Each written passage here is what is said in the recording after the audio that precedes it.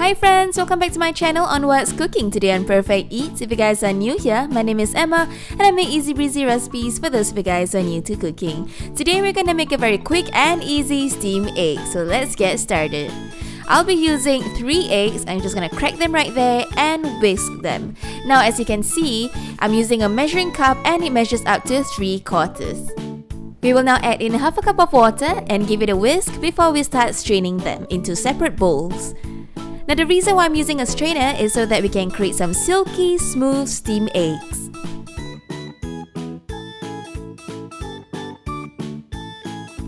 Now prepare your steamer and place them over. If you don't have one, you can always use your rice cooker.